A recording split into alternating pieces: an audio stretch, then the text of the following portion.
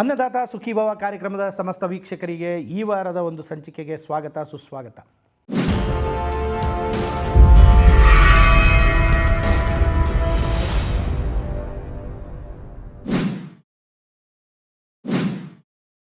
Investing in cinemas without cinema knowledge is injurious to you, your family and the audience too.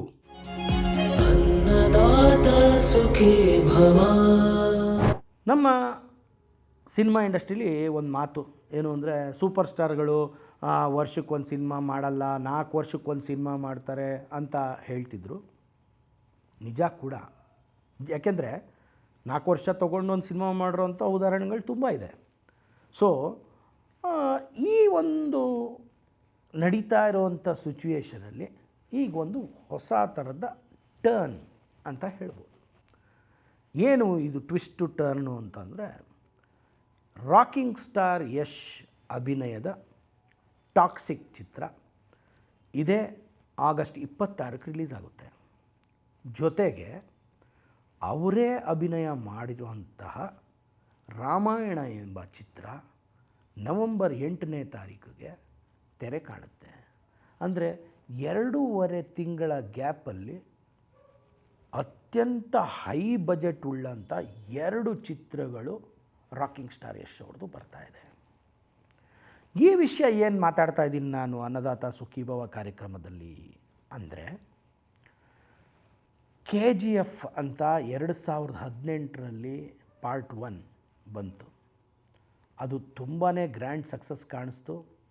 ಆದರೆ ಏನು ಅಂದರೆ, Kolar gold field ಅನ್ನೋ ಒಂದು ನಮ್ಮ ರೀಜನಲ್ ಕತೆ, ಅದು ಅಲ್ಲಿ ನಡೆದಂಥ ಸನ್ನಿವೇಶಗಳನ್ನ ಒಂದು ಪ್ರಪಂಚನ ಕಟ್ಕೊಂಡು ಪ್ರಶಾಂತ್ ನೀಲ್ ಅವರು ಭಾರಿ ಸುಂದರವಾಗಿ ಒಂದು ಚಿತ್ರಣ ಮಾಡಿದ್ರು. ಅದರಲ್ಲಿ ಯಶ್ ಅವರ ಅಭಿನಯ ತುಂಬ ಚೆನ್ನಾಗಿತ್ತು. ಯಶ್ ಅವರು ಒಂದು ಸ್ಟೇಟ್ಮೆಂಟ್ ಮಾಡಿದ್ರು, ಏನು ಅಂದರೆ regional cinema also can go country wide and world wide ಅಂತ. ಅದು KGF ಪಾರ್ಟ್ 1 ಪ್ರೂವ್ ಮಾಡ್ತು. ಅದಕ್ಕೆ ಕರೆಕ್ಟಾಗಿ ಆ ಸ್ಟೇಟ್ಮೆಂಟ್ನ ಎತ್ತಿ ಹಿಡಿಯೋಕ್ಕೆ KGF ಪಾರ್ಟ್ 2 ತುಂಬಾ ಚೆನ್ನಾಗಿ ಮಾಡಿ ಅವ್ರನ್ನ ಹೌಸ್ ಹೋಲ್ಡ್ ನೇಮ್ ಮಾಡಿಬಿಡ್ತು. ಇಡೀ ಇಂಡಿಯಾಲೆಲ್ಲ all over the world Yash was known. Yash ಯಾರು ಅನ್ನೋದು ಎಲ್ಲರಿಗೂ KGF ಪಾರ್ಟ್ 1ಇಂದ ಗೊತ್ತಾದ್ರೂ KGF ಪಾರ್ಟ್ 2 ಅಷ್ಟೊತ್ತಿಗೆ ಅವರು ಇಡೀ ದೇಶದಾದ್ಯಂತ ಮನೆ ಮನೆ ಮಾತಾಗೋಗಿದ್ರು. ಜೊತೆಗೆ ವರ್ಲ್ಡ್ ವೈಡ್ ಟಾಕ್ ಆಗೋಗಿದ್ರು. ಈ ವಿಷಯ ಏನಕ್ಕೆ ಹೇಳ್ತಾ ಇದ್ದೀನಿ ಅಂದರೆ, ಅದಾದ ನಂತರ KGF 2 ಆದ ನಂತರ ಅವ್ರದ್ದು ಯಾವುದೇ ಚಿತ್ರಗಳು ಬರ್ತಾ ಇರಲಿಲ್ಲ. ಎಲ್ಲರೂ ಅಂತಾಯಿದ್ರು, ಯಾಕೆ ಇಷ್ಟು ಡಿಲೇ ಅಂತ.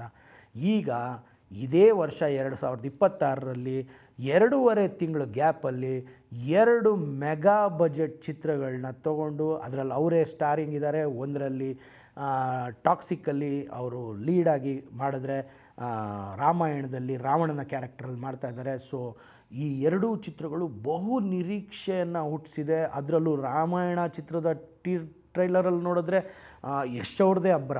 ಈ ಕಡೆ ಟಾಕ್ಸಿಕಲ್ಲಿ ನೋಡಿದ್ರೂ ಅವರು ಬೇರೆ ಗೆಟಪ್ಪಲ್ಲಿ ತುಂಬಾ ಚೆನ್ನಾಗಿ ಕಾಣ್ತಾರೆ. ಜೊತೆಗೆ ತುಂಬ ಹೈ ಎಕ್ಸ್ಪೆಕ್ಟೇಷನ್ ಇರುವಂಥ 2 ಚಿತ್ರ. ನಾನು ಇವಾಗ ಏನಿದ್ರ ಬಗ್ಗೆ ಮಾತಾಡೋಕೆ ಹೊರಟಿದ್ದೀನಿ ಅಂದರೆ, ಯಶ್ ಅವರು KGF 1 ಚಿತ್ರ ಆದಾಗ, ರೀಜನಲ್ ಸಬ್ಜೆಕ್ಟು ಕಂಟ್ರಿ ವೈಡ್ ಆದಾಗ ಅವರು ಒಂದು ಮಾತು ಹೇಳಿದರು. ಒಂದು ಸೆರೆಮನಿನಲ್ಲಿ, ಅಂದರೆ ಅವಾರ್ಡ್ ಸೆರೆಮನಿಯಲ್ಲಿ ಒಂದು ಮಾತು ಹೇಳಿದರು, watch out guys, this is the beginning, this is not the end, this is the beginning. ನೋಡಿ ನಮ್ಮ ಕನ್ನಡ ಫಿಲಮ್ಸು ಎಲ್ಲಿ ತನಕ ಹೋಗ್ತೀವಿ, we are not going to call it as Kannada cinemas anymore, it will be called as Indian cinema ಅಂತ ಅವತ್ತೊಂದು statement ಮಾಡಿದರು.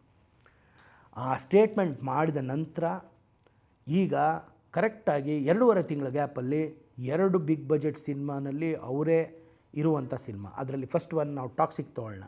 ಏನಿದ್ರಲ್ಲಿ Indian cinema ಅಂತ ಕರೆಯೋಕ್ಕೆ ಅಂತ ಅಂದರೆ, ಅವರು ಮುಂಚೆನೇ ಸ್ಟೇಟ್ಮೆಂಟ್ ಮಾಡ್ದಂಗೆ ನೋಡಿ, ಈ ಚಿತ್ರದ ಪ್ರೊಡ್ಯೂಸರ್ ಬಂದು KVN ಅವರು. ಅದ್ರ ಜೊತೆಗೆ ಮಾನ್ಸ್ಟರ್ ಮೈಂಡ್ ಅನ್ನೋ ಕಂಪನಿ ಥ್ರೂ ಯಶ್ ಅವರು ಒನ್ ಆಫ್ ದ ಪ್ರೊಡ್ಯೂಸರ್ ಆಗಿರ್ತಾರೆ. ಅದ್ರ ಜೊತೆಗೆ ಇದರ ಡೈರೆಕ್ಟ್ರು ಬಂದು ಗೀತು ಮೋಹನ್ ದಾಸ್ ಅವರು, ಕೇರಳದವರು. ಇದರಲ್ಲಿ ಲೀಡಿಂಗ್ ಲೇಡೀಸ್ ಆಗಿ 5 ಜನ ಕಾಣಿಸ್ಕೊತಾರೆ. ಅದರಲ್ಲಿ ರುಕ್ಮಿಣಿ ವಸಂತ್ ಅವರು ಕಾಣಿಸ್ಕೊತಾರೆ, ಹುಮ್ನಾ ಕುರೇಶಿ ಅವರು ಕಾಣಿಸ್ಕೊತಾರೆ, ನಯನತಾರಾ ಅವರು ಕಾಣಿಸ್ಕೊತಾರೆ, ಕಿಯಾರಾ ಅಡ್ವಾಣಿ ಅವರು ಕಾಣಿಸ್ಕೊತಾರೆ ಮತ್ತು ತಾರಾ ಸುತಾರಿ ಅವರು ಕಾಣಿಸ್ಕೊತಾರೆ. ಅಂದರೆ ಎಲ್ಲ ಬೇರೆ ಬೇರೆ ಬೇರೆ ಬೇರೆ ರೀಜನಿಂದ ಬಂದು ಒಂದು ಸಿನಿಮಾಗೋಸ್ಕರ ಒಟ್ಟಾದ ಮೇಲೆ ಆ ಚಿತ್ರದ ಚಿತ್ರೀಕರಣ ಮುಂಬೈಯಲ್ಲಿ ನಡೀತದೆ, ಬೇರೆ ಬೇರೆ ಬೇರೆ ದೇಶದಲ್ಲಿ ನಡೀತದೆ, ಎಲ್ಲ ಕಡೆ ನಡೀತದೆ. ಆದರೆ ಅದರ ಒಂದೊಂದು ಫೈಟ್ ಸೀಕ್ವೆನ್ಸ್ ನಮಗೆ ಗೊತ್ತಿರೋ ಹಂಗೆ 40 ದಿನಗಳ ಕಾಲ ರಿಹರ್ಸಲ್ ಆಗ್ತದೆ, 52 ದಿನಗಳು ತೊಗೊಳ್ತದೆ ಒಂದು ಫೈಟ್ ಸೀಕ್ವೆನ್ಸ್ನ ಶೂಟ್ ಮಾಡೋಕ್ಕೆ ಅಂತ. ಆದ್ದರಿಂದ ಯಾಕೆ 4 ವರ್ಷ ತೊಗೊಳ್ತು ಸಿನಿಮಾಗಳು ಆಗೋಕ್ಕೆ ಅನ್ನೋದಕ್ಕೆ ಅದೊಂದು ರೀಸನ್ ಅಂತ ಹೇಳ್ಬೋದು. ಆದರೆ ಇಲ್ಲಿ ಎಲ್ಲ ಇಂಡಿಯಾದಲ್ಲಿರುವಂಥ ಎಲ್ಲರನ್ನೂ ಸೇರಿಸ್ಕೊಂಡು ಟಾಕ್ಸಿಕ್ ಚಿತ್ರ ಆಗ್ತದೆ. ಜೊತೆಗೆ ಇನ್ನೊಂದೆಡೆ ಹೋದರೆ ನಾವು ರಾಮಾಯಣ ಚಿತ್ರ, ಇದರ ಒಂದು ಪ್ರೊಡ್ಯೂಸರ್ ಬಂದು ನಮಿತ್ ಮಲ್ಹೋತ್ರಾ ಅವರು ಡಿ-ನೆಗ್ ಎಂಬ ಕಂಪನಿಯ ಮಾಲೀಕರು, ಒಂದು ವಿಜುವಲ್ ಎಫೆಕ್ಟ್ಸ್ ಕಂಪನಿ ಅದು. ಅದ್ರ ಜೊತೆಗೆ ಇನ್ನೊಬ್ಬರು ಪ್ರೊಡ್ಯೂಸರ್ ಬಂದು ಮಾನ್ಸ್ಟರ್ ಮೈಂಡ್ ಕಡೆಯಿಂದ ಯಶ್ ಅವರೇ. ಸೊ ಇದರಲ್ಲೂ ನೋಡಿ, ರಣಬೀರ್ ಕಪೂರ್ ಅವರು ಬಾಲಿವುಡ್ಡಿಂದ, ಸಾಯಿ ಪಲ್ಲಿ ಅವರು ಸೌತ್ ಇಂಡಿಯಾಯಿಂದ, ಯಶ್ ನಮ್ಮ ಕನ್ನಡದವರು, ಜೊತೆಗೆ ಸನ್ನಿ ಡಿಯೋಲ್ ಅವರು, ವಿವೇಕ್ ಒಬಿರಾಯ್ ಅವರು ಎಲ್ಲ ಬರ್ತಾರೆ. ನಿತೀಶ್ ತಿವಾರಿ ಅವರು ಈ ಒಂದು ಚಿತ್ರಕ್ಕೆ ನಿರ್ದೇಶನವನ್ನು ಮಾಡ್ತಾರೆ. ಸೊ ಏನಿದ್ರ ಅರ್ಥ? ಯಶ್ ಅವರು ಏನಾದರೂ ಒಂದು ಬ್ಲೂ ಪ್ರಿಂಟ್ ಹಾಕ್ಕೊಟ್ಟಿದ್ದಾರಾ ನಮ್ಮ ಇಂಡಿಯನ್ ಸಿನಿಮಾ ಇಂಡಸ್ಟ್ರಿಗೆ? ಯಾಕೆಂದರೆ ಎಲ್ಲ ರೀಜನ್ನಿಂದನೂ ಜನರನ್ನ ಕರ್ಕೊತಾರೆ. ಜೊತೆಗೆ ರಾಮಾಯಣ ಚಿತ್ರಕ್ಕೆ ಮ್ಯೂಸಿಕ್ ಕೊಟ್ಟಂಥವರು AR ರೆಹಮಾನ್ ಅವರು ಮತ್ತು ಹ್ಯಾನ್ಸ್ ಜಿಮ್ಮರ್ ಅವರು. ಇವರ ಕಾಂಬಿನೇಷನಲ್ಲಿ ಮ್ಯೂಸಿಕ್ ಆಗುತ್ತೆ.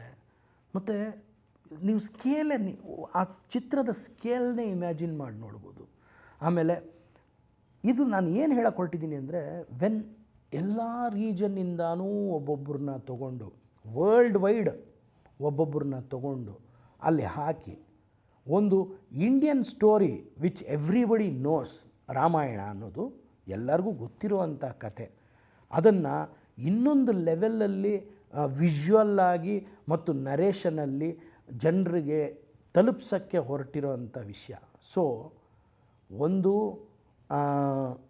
1980ನೇ ಇಸ್ವಿಯಲ್ಲಿ ನಡೆಯುವಂಥ ಒಂದು ಗ್ಯಾಂಗ್ಸ್ಟರ್ದು ಕಥೆನ ಹೊಂದಿದರೆ, ಇನ್ನೊಂದು ನಮ್ಮ ಎಪಿಕ್ ರಾಮಾಯಣದ ಕಥೆಯನ್ನು ಹೊಂದಿರುತ್ತೆ.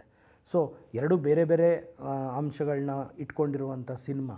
ಬಟ್ ನಾನು ಇಲ್ಲಿ ಏನು ಹೇಳಕ್ಕೆ ಹೊರಟಿದ್ದೀನಿ ಅಂದರೆ, ಈ ಎರಡೂ ಸಿನಿಮಾಗಳು ಏನಾದರೂ ಕ್ಲಿಕ್ ಆಯಿತು ಅಂದರೆ, ಕ್ಲಿಕ್ ಆಗೋದ್ರಲ್ಲಿ ಸಂಶಯ ಇಲ್ಲ, ಬಟ್ ಎಕ್ಸ್ಪೆಕ್ಟೇಷನ್ ಏನಿದೆಯೋ ಅದನ್ನು ಮೀರಿ ಇದು ಗಳಿಕೆ ಮಾಡಿದ್ರೆ, ಸೊ ಯಶ್ ಅವರ ಒಂದು ಫಾರ್ಮುಲಾ ಕ್ಲಿಕ್ ಆಗುತ್ತೆ. ಇಡೀ ಇಂಡಿಯಾ ಸೇರಿ, ಭಾರತ ಸೇರಿ ಈ ಸ್ಕೇಲಲ್ಲಿ ಒಂದು ಸಿನಿಮಾ ಮಾಡಿದಾಗ ಪ್ರತಿಯೊಂದು ಟೆಕ್ನಿಷಿಯನ್ ಆಗಿರ್ಬೋದು, ಆರ್ಟಿಸ್ಟ್ ಆಗಿರ್ಬೋದು, ನಮ್ಮ ಅದರಲ್ಲಿರುವಂಥ ಕೆಲಸಗಾರರಾಗಿರ್ಬೋದು, ಎಲ್ಲರೂ ಎಲ್ಲ ಕಡೆಯಿಂದ ಜನ ಸೇರಿ ಒಂದು ಚಿತ್ರವನ್ನು ಮಾಡಿ ಅದನ್ನು, ಇವಾಗ ಹೆಂಗೆ ಒಂದು ಹಾಲಿವುಡ್ ಸಿನಿಮಾ ಇಂಡಿಯಾಗೆ ಬರುತ್ತೆ, ಅಲ್ಲಿ ಎಲ್ಲೆಲ್ಲಿಂದ ಯಾವ್ಯಾವ ಟೆಕ್ನಿಷಿಯನ್ಸ್ ಕೆಲಸ ಮಾಡಿರ್ತಾರೆ ಅನ್ನೋದು ನಮ್ಮ ಇಂಪಾರ್ಟೆನ್ಸ್ ಅಲ್ಲ. ಒಬ್ಬರು ಆಸ್ಟ್ರೇಲಿಯಾದಿಂದ ಮಾಡಿದರೆ, ಒಬ್ಬರು US ಇಂದ ಮಾಡಿರ್ತಾರೆ, ಒಬ್ಬರು ಇಂಗ್ಲೆಂಡಿಂದ ಮಾಡಿರ್ತಾರೆ, ಒಬ್ಬರು ಕೆನಡಾದಿಂದ ಮಾಡಿರ್ತಾರೆ.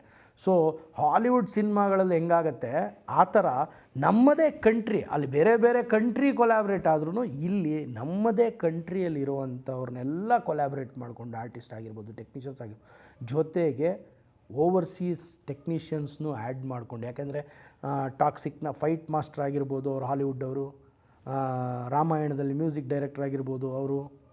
ಸೊ ಇದನ್ನೆಲ್ಲ ನಾವು ಲೆಕ್ಕಾಚಾರ ಹಾಕ್ಕೊಂಡಾಗ ಏನಾಗುತ್ತೆ ಅಂದರೆ, so we are also ready to compete with world class, worldwide ವೈಡ್ ಸಿನಿಮಾಸ್ ಅನ್ನೋ ಒಂದು ಬ್ಲೂ ಪ್ರಿಂಟ್ನ ಯಶ್ ಅವರು ಹಾಕ್ಕೊಟ್ಟಿದ್ದಾರೆ.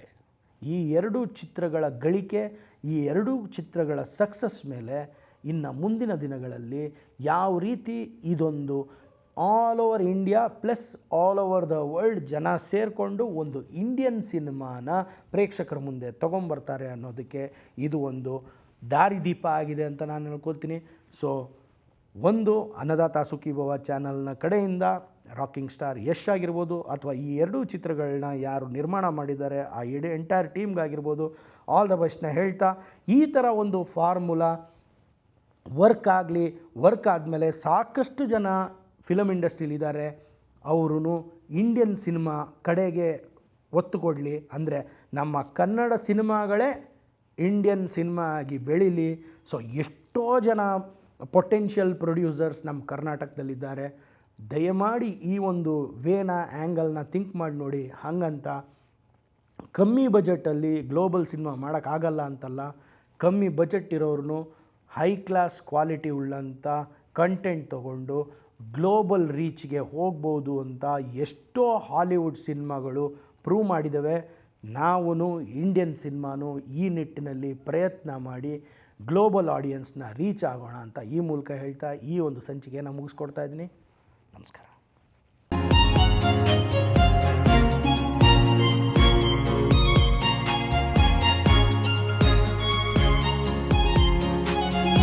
अन्नदाता सुखी भव.